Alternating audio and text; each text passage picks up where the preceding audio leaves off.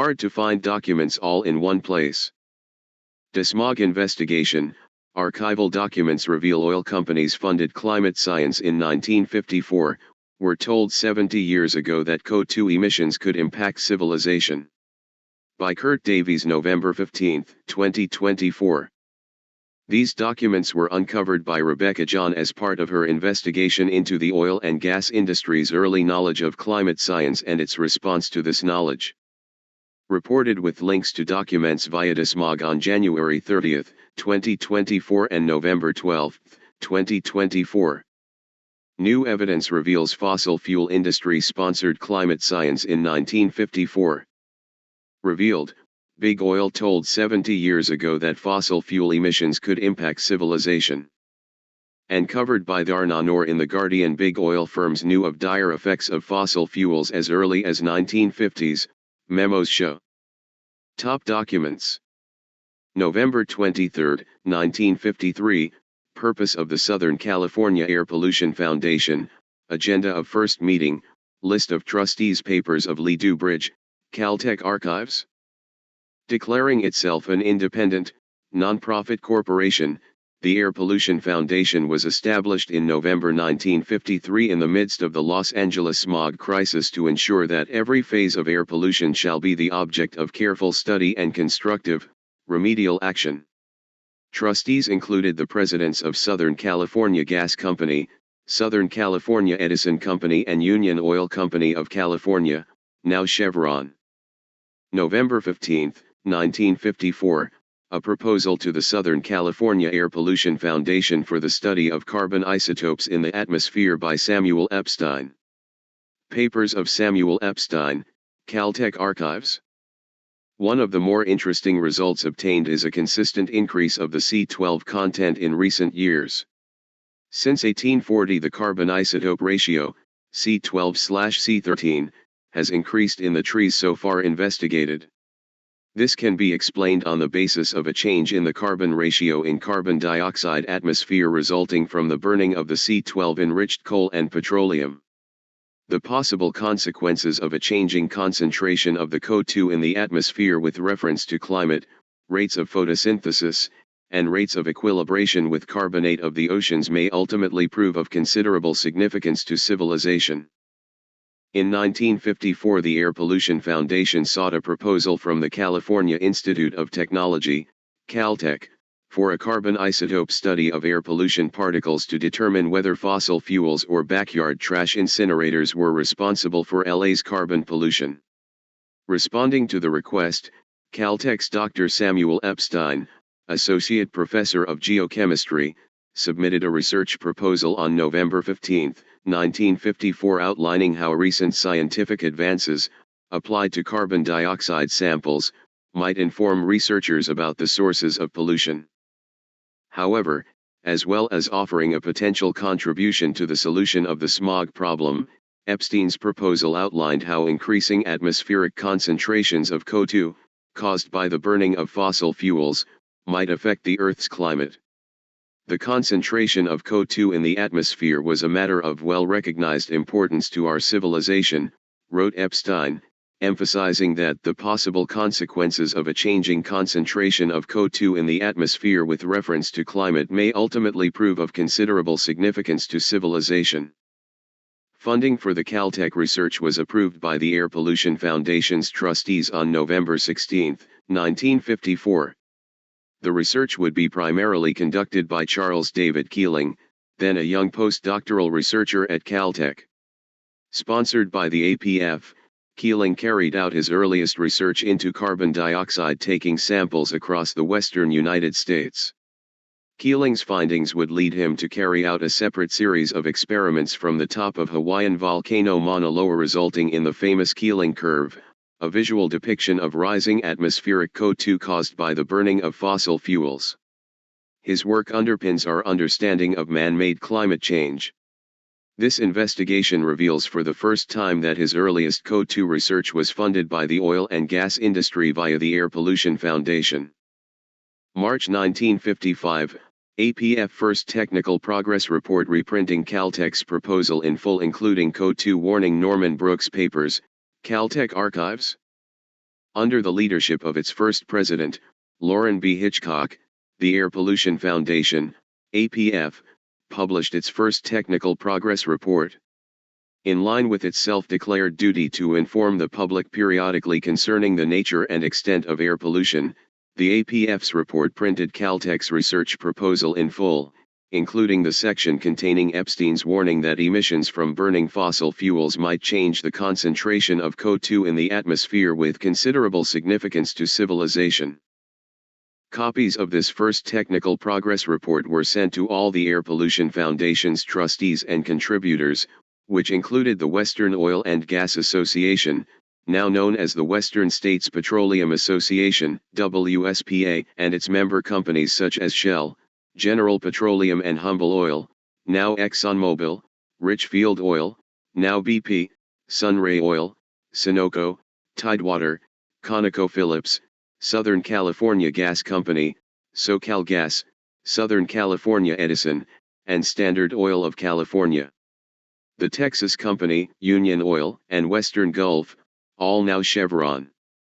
April 7, 1955, Personal and Confidential Memo to the Executive Committee of the Air Pollution Foundation, Subject, Meeting of Smoke and Fumes Committee, Western Oil and Gas Association Papers of Lee Dubridge, Caltech Archives.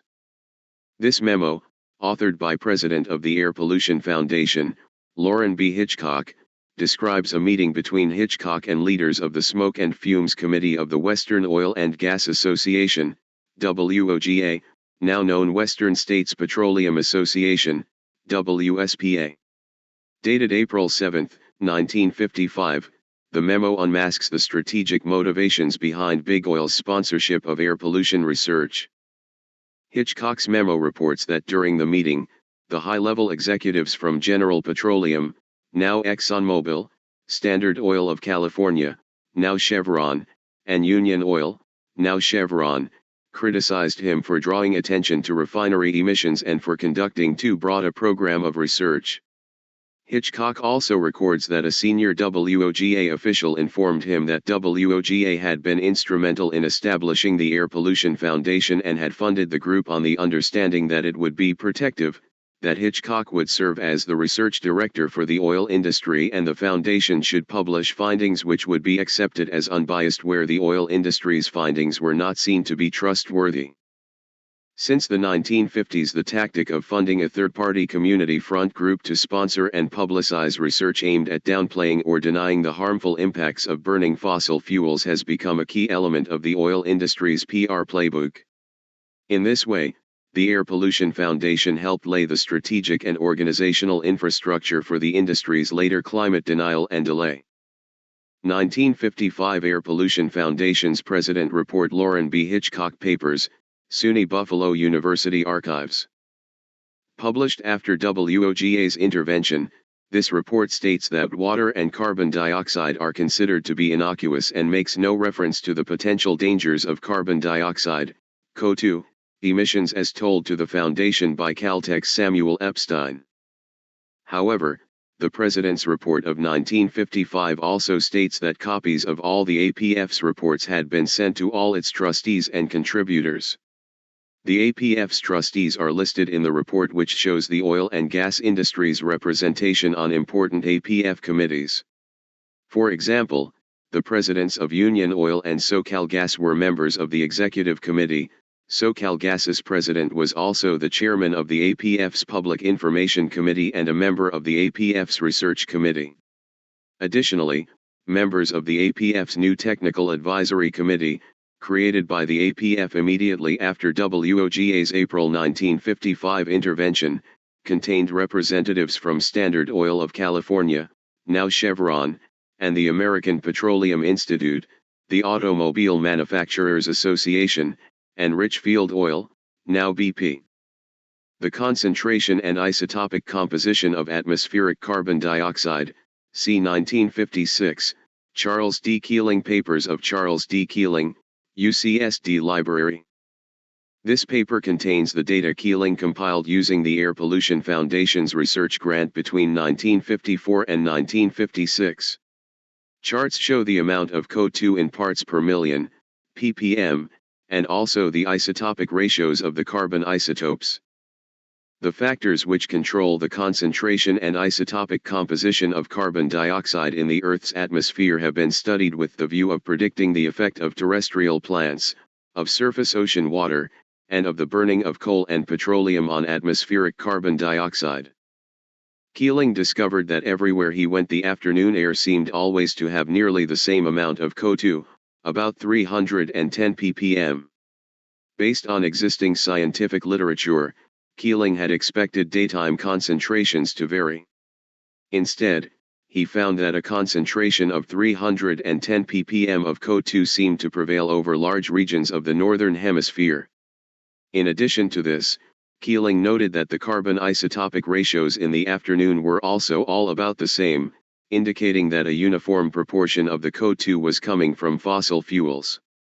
If CO2 concentrations were similar across the globe, Keeling recognized that it might be possible, using continuous measurements over an extended period of time, to estimate how much CO2 produced by burning fossil fuels was being absorbed by natural carbon sinks, forests, oceans, and how much was being emitted into the Earth's atmosphere, contributing to a greenhouse effect. Keeling secured federal sponsorship for his later work from the U.S. Weather Bureau and began measuring atmospheric CO2 on Mauna Loa. By 1967 his measurements revealed a rising trend of CO2 increasing year on year from approximately 313 ppm in 1957 to 320 ppm in 1967. Caused primarily by the burning of fossil fuels, the depiction of this trend would come to be known as the Keeling curve. List of documents in chronological order. November 23, 1953, Purpose of the Southern California Air Pollution Foundation, Agenda of First Meeting, List of Trustees Papers of Lee Dubridge, Caltech Archives. September 22, 1954, Minutes of Research Committee of the Board of Trustees, APF trying to place a study of C14. Caltech is preparing a proposal Papers of Lee Dubridge, Caltech Archives. November 10, 1954, List of contributors to APF, individual oil companies shown, Lauren B. Hitchcock Papers, SUNY Buffalo Archives. November 15, 1954, Air Pollution Foundation Correspondence Papers of Samuel Epstein, Caltech Archives. Letter to the members of the Southern California Air Pollution Foundation from A. H. Walter Contract Administrator, November 15, 1954, Attention, Dr. Nicholas Renzetti, Senior Physicist at the Air Pollution Foundation, Subject, Proposal for Early Investigations of Carbon Isotopes. A proposal to the Southern California Air Pollution Foundation for the study of carbon isotopes in the atmosphere by Samuel Epstein. One of the more interesting results obtained is a consistent increase of the C12 content in recent years. Since 1840 the carbon isotope ratio, C12/C13, has increased in the trees so far investigated. This can be explained on the basis of a change in the carbon ratio in carbon dioxide atmosphere resulting from the burning of the C12 enriched coal and petroleum. The possible consequences of a changing concentration of the CO2 in the atmosphere with reference to climate, rates of photosynthesis, and rates of equilibration with carbonate of the oceans may ultimately prove of considerable significance to civilization. Proposal. From the above it is clear that a thorough investigation of the distribution of the isotopes of carbon in the atmosphere is desirable and of particular importance in connection with isotope studies pertaining to marine and terrestrial photosynthesis to studies of carbonates, and with respect to changes in the atmosphere. Comparison of atmospheric samples gathered over the ocean, over mountain areas, and from industrial localities similar to the Los Angeles basin is desirable. The relationship between the C12/C13 ratio in atmospheric carbon dioxide and in the air pollutant, SiC, the effect of industrial activity, elevation, geographic location, and fluctuations in weather and air currents on these ratios, and the isotopic composition of petroleums and plant materials would be some of the factors worth investigating. Such a study would be important to geochemistry and should be relevant to the smog problem of the Los Angeles basin. Personnel. Since the proposed investigations are of considerable complexity and their contribution to the solution of the smog problem not assured at present, it is considered best to build up initially only a small group of workers. For this reason, requests for funds are limited to support one full-time research worker, either postdoctoral fellow or an experienced research assistant, plus limited addition assistance from a part-time graduate student or part-time technician. The project would be under the general supervision of Professors Brown and Epstein, with assistance from Charles McKinney, Senior Research Fellow. Budget showing total requested $13,814 submitted and signed by Samuel Epstein, Associate Professor. December 1, 1954, letter to the members of the Southern California Air Pollution Foundation, attention, Dr. Nicholas Renzetti, subject, Research Agreement, Early Investigations of Carbon Isotopes, Dr. Samuel Epstein, refers to enclosure of the agreement between Caltech and the Southern California Air Pollution Foundation dated December 1, 1954. Letter from R.G. Gilmore, Assistant Controller Caltech, to the Southern California Air Pollution Foundation, attention, Dr. Nicholas Renzetti enclosing statement of expenditure through November 30, 1955, as provided for in the agreement entered into December 1, 195. California Institute of Technology, Southern California Air Pollution Foundation, Statement of Operations for the 12 months ended November 30, 1955. Statement shows total expenditure on salaries and wages, supplies and expenses, and allowance for indirect costs of $2,156.22. Unexpended balance, $11,657.78. Informal report on research project from Dr. Samuel Epstein, Associate Professor, Geochemistry, Caltech, to Drive N.A. Renzetti, Senior Physicist, Air Pollution Foundation, October 12, 1956. Dear Dr. Renzetti, enclosed please find an informal report on the research project The Variation in the Concentration and Isotopic Composition of Atmospheric Carbon Dioxide prepared by Charles D. Keeling. For the past several years we have used the grant from the Air Pollution Foundation to support in part the above research. As this informal report and the report of last year show, we now have a good idea of how the concentration and the isotopic composition of carbon dioxide vary in different types of localities. The possibility of using such changes in the ratio of carbon dioxide in the atmosphere as an index to relative contribution of industrial activity to the gaseous phase of the atmosphere may be worthwhile pursuing in more detail. We feel that such a survey could not be done here at present. In general, this project so far has obtained important and fundamental data for interpreting the record of C13/C12 ratios of terrestrial plants, and it contributes to the overall evaluation of the C13/C12 variation in the carbon cycle. A detailed paper for publication is being prepared by Charles D. Keeling, and a copy of it will be forwarded to the Foundation as a final report on this research. I should like to ask permission to spend the remaining $9,000 for the construction of a mass spectrometer for determining the variation in HD/H2 ratio. Letter from N.A. Renzetti, Senior Physicist, Air Pollution Foundation, October 16, 1956 to Professor Samuel Epstein, Caltech. Names of trustees printed on APF paper. Dear Professor Epstein, we have your letter of October 12 outlining the results of the carbon and oxygen isotope studies of carbon dioxide in the LA atmosphere, supported in part by a grant from this foundation. We understand that further basic research on carbon and oxygen isotopes of possible utility to the LA smog problem does not lie within the interest or scope of your activity. However, in view of such work, you propose to extend your activity to the area of hydrogen isotopes in atmospheres. This foundation has an interest in such work and hereby authorizes the increase in scope of the original grant to cover this research without increase of funds from us. We shall be pleased to receive such reports and data as become available which bear on the LA atmosphere.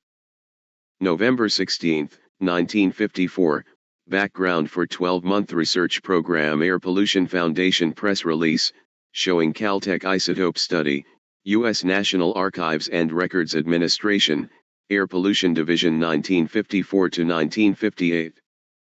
Fundamental research in physics, meteorology, and chemistry, study of carbon isotopes in LA atmosphere. $5,000, in general $10,000. We need more basic scientific knowledge bearing directly on air pollution.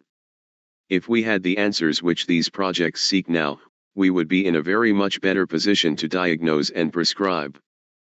November 16, 1954, Special Meeting of Board of Trustees, November 16, 1954. Papers of Lee Dubridge, Caltech Archives. This records WOGA presenting Foundation with a check for $200,000. Recommended projects for 1955, including isotope study at Caltech, approved by trustees, Banks of SoCal Gas and Mullendore of Southern California. Edison present. December 21, 1954, Special Meeting of Board of Trustees. Minutes of November 16 meeting with attachment of projects approved by trustees, including Banks, Taylor, Mullendore, Papers of Lee Dubridge, Caltech Archives. December 1954, Engineering and Science, Caltech Magazine. Research highlights. Isotopic chemistry, the measurement of the relative abundance of different isotopes of an element, is opening a most powerful tool for many purposes. Thus, it appears that in fossil fuels, coal and petroleum, the ratio of the carbon isotope C12 to the carbon isotope C13 is larger than in present-day living plants. However, a study of the C12/C13 ratios within successive tree rings of individual living trees has shown that this ratio is larger in the outer rings. Apparently, the burning of fossil fuels in homes and industry has increased the carbon dioxide content of the air and also the C12/C13 ratio during the past 100 years, and trees and other plants which absorb carbon dioxide indicate this changing carbon content.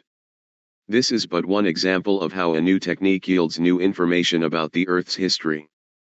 March 1955, APF First Technical Progress Report reprinting Caltech's proposal in full including CO2 warning. Norman Brooks Papers, Caltech Archives. April 7, 1955, Hitchcock memo outlining his meeting with WOGA at California Club. Personal and confidential memo to the Executive Committee of the Air Pollution Foundation, subject, Meeting of Smoke and Fumes Committee, Western Oil and Gas Association. Papers of Lee Dubridge, Caltech Archives. April 12, 1955, Memorandum to W.L. Stewart, Jr., WOGA/API/Union Oil, from, Vance N. Jenkins, Union Oil, API, subject, Air Pollution Foundation Program. Here Jenkins critiques the Air Pollution Foundation's research program, only recommending its PR function, plus trustee minutes marking that Jenkins' comments were submitted to the APF via Reese H. Taylor, President of Union Oil. Papers of Lee Dubridge, Caltech Archives. April 13, 1955, Minutes of Special Meeting of APF Executive Committee of the Board of Trustees, at which the establishment of a scientific subcommittee, with technical representatives from WOGA, API, to advise the Research Committee on technical matters was proposed. WOGA Stewart is shown as participating at the meeting. Papers of Lee Dubridge, Caltech Archives. June 6, 1955, Letter from W.L. Faith, APF VP and Chief Engineer, to Raymond B. Allen, Chancellor, UCLA, and APF Trustee, enclosing list of the important air pollution research projects currently being carried out by the Foundation and motivation for Caltech isotope study. Papers of Lee Dubridge, Caltech Archives. APF 1955 Campaign Progress Report, Oil Companies $200,000 largest contributor to APF's annual funding. Papers of Lee Dubridge, Caltech Archives. June 28, 1955, Air Pollution Foundation Memo, Continuation of Carbon Isotope Studies. This is currently being carried out at Caltech with APF funds. It is hoped that NSF will underwrite this project in the future. July 1, 1955, Minutes APF Research Committee meeting confirming appointment of Technical Advisory Committee, API, Richfield Oil and Automobile Manufacturers Association reps included, papers of Lee Dubridge, Caltech Archives. November 1, 1955, APF Second Technical Progress Report, Water and Carbon Dioxide are considered to be innocuous. Norman Brooks Papers, Caltech Archives. 1955 Air Pollution Foundation's President Report Lauren B. Hitchcock Papers, SUNY Buffalo University Archives, stating that copies of all reports had been sent to trustees and contributors. Water and carbon dioxide are considered to be innocuous, also showing members of Executive Committee, Union Oil, SoCalGas, Public Information Committee, SoCalGas, Chairman, Research Committee, SoCalGas, Technical Advisory Committee, STD Oil CA plus API, AMA, Richfield Oil. Plus Statement of Policy. Organization of the Foundation. The Board of Trustees of the Foundation is composed of business, professional, and industrial leaders with records of conspicuous public service. About 1/3 are representatives of industrial enterprises which are or may be contributors in some degree to air pollution. The principal reason for their membership on the board, in addition to their recognized standing in the community, is to make certain that they will be parties to all facts and evidence brought to light on the problem so that they and their colleagues in like enterprises can continue to devote their best efforts toward the abatement of air pollution. December 23, 1955, LA Times article listing WOGA directors and company affiliations. The concentration and isotopic composition of atmospheric carbon dioxide, c. 1956, Charles D. Keeling Papers of Charles D. Keeling, UCSD Library. September 19, 1956, Letter of Resignation from Hitchcock to Lee Dubridge Papers of Lee Dubridge, Caltech Archives. 1956, APF President's Report 1956 California State Library. A foundation project placed at Caltech early in 1955 under the direction of Professor Samuel Epstein in the Division of Geological Sciences reveals, 1. That CO2 in our LA atmosphere increases mainly as a direct result of combustion and not the respiratory processes of growing plants, and, 2. That approximately 2/3 of the CO2 is traceable to the combustion of petroleum products. In other words, approximately 2/3 of the gaseous combustion pollutants in our air come from our use of fuel oil, gasoline, or gas, and the remainder from burning rubbish. No mention of potential impact on atmospheric levels of CO2 or possible implications for Earth's climate. 1958, Annual Report 1958 during the second phase of basic research, 1957 to 1958, all work has been aimed at auto exhaust, California State Library. November 1958 National Conference on Air Pollution in Washington, D.C., Shell Executive Charles A. Jones, a WSPA and API air pollution expert who had formerly served on the APF's Technical Advisory Subcommittee, publicly described CO2 as harmless. November 1960, The Air Pollution Problem, an appraisal, no mention of CO2, instead commends industry for spending money on research, more research needed, laws/pollution controls not necessary, economic costs must be factored in, the public need to be told the facts. California State Library. February 20, 1961, Oil and Gas Journal stating WSPA's total contribution was $1,275,000 between 1954 to 1960.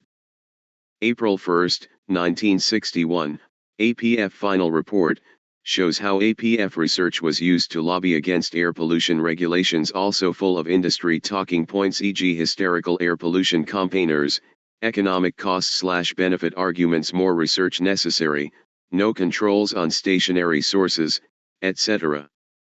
The report states that in November 1958, the USPHS sponsored a national conference on air pollution in Washington, D.C. According to the APF's final report, The purpose of the conference was to assess the atmospheric pollution problem in the United States in all its social, political, and scientific aspects. The proceedings of the conference were published. It still serves as an excellent resume of the state of our knowledge of air pollution matters as of that date.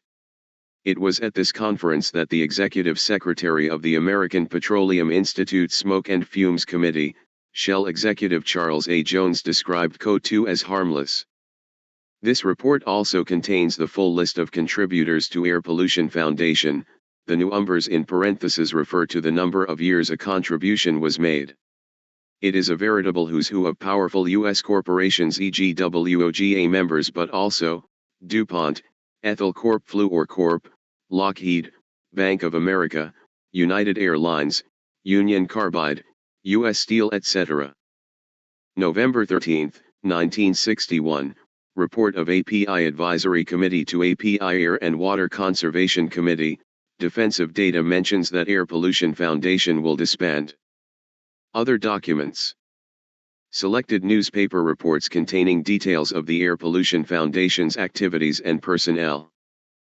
November 7, 1953, LA Times, Foundation set up for war on smog. Directors listed as Raymond B. Allen, UCLA, F.M. Banks, Pres SoCal, Arnold Beckman, Pres Beckman Scientific Instruments, Walter Braunschweiger, Exec VP Bank of America, Edward Carter Pres of the Broadway, Lee Dubridge, Pres Caltech, Fred D. Fagg, Jr., Pres of SC, Roy M. Hagan, Pres LA Chamber of Commerce, Harvey Rudd, Industrialist, Fred Outman, Gladding McBean & Co., Alden Roach, Western Consolidated Steel, Stephen Royce. Huntington Hotel, James F. Shelton, Security First National Bank of LA, Reese H. Taylor, Pres Union Oil Co., P.J. Winnett, Chairman of the Board of Bullocks. November 15, 1954, Citizen News, oil and auto companies, banks, and industries have been contributors to the foundation, which will celebrate its first anniversary at a dinner tomorrow night at the Ambassador. August 12, 1955, Pasadena Independent, Air Pollution Foundation appoints 7 as advisors. The Air Pollution Foundation yesterday announced appointment of a technical advisory committee of 7 men, with broad scientific experience and knowledge in air pollution, which will advise the Foundation's Board of Trustees on research projects. Committee members: Dr. William A. Clausen of San Francisco, Executive Secretary of the Smoke and Fumes Committee of the American Petroleum Institute. Charles M. Heinen of Detroit, Vice Chairman of the Vehicle Combustion Products Subcommittee of the Automobile Manufacturers Association. Dr. John T. Middleton of Riverside, Professor of Plant Pathology of the University of California, Riverside. Dr. Lawrence M. Richards of Los Angeles, Richfield Oil Corporation scientist, formerly Director of Air Pollution Research at Stanford Research Institute. 1950s Air Pollution Foundation documents. U.S. National Archives and Records Administration, RG-90 Records of the Public Health Service, Air Pollution Division 1954 to 1958. June 16, 1958 Letter from W. L. Faith, Managing Director of the APF to Surgeon General regarding Faith statements proposing cuts of $650,000 to the LA Air Pollution Control District's budget. September 10, 1956 Air Pollution Foundation news release describing collaborative research efforts with API to combat smog, Compound X. August 24, 1956 Air Pollution Foundation newsletter, mentions APF's retention of James W. Frick, a research psychologist, in its study of eye irritation in the atmosphere. Frick specialized in psychometry, the branch of psychology dealing with measurement of personality and behavior. This has parallels with the tobacco industry's attempt, led by Hans Selye as of 1958, to undermine the causal link between smoking and cancer and cardiovascular illness and to argue these were instead symptoms of psychological personality types. The newsletter also announces 41 new corporate contributors to the APF since May 1955. New fossil fuel industry-linked contributors to APF included Baker Oil Tools Inc., James H. Cannon Foundation, Hydrilco, Earl M. Jorgensen Company, Steel, Metropolitan Coach Lines, Pacific Air Motive Corp., Universal Consolidated Oil Company, and the Western Geophysical Company. Universal Consolidated Oil Company later became part of Chevron. May 7, 1956 Air Pollution Foundation News Release, Auto Industry Increases Support for Foundation Smog Research to $125,000. The grant brings to $280,000 the total financial support the foundation has received from auto manufacturers during the past 3 years. Lists 18 automotive companies funding the Air Pollution Foundation: AMC, Checker Cab, Chrysler, Diamond T Motors, Divco, Duplex Truck, Flowsible, Ford, GM, International Harvester, Mack, Peterbilt, Twin Coach Co., Rio Motors, Studebaker Packard, Walter Motor Truck, The White Motor Company, Willis Motors Incorporated, Kaiser Motors Corp. Share this post on your feed. Twitter, Facebook, Google+. Click on below tags to see similar posts. Climate change, climate denial, oil, petroleum. Leave a reply, cancel reply. Your email address will not be published. Required fields are marked **.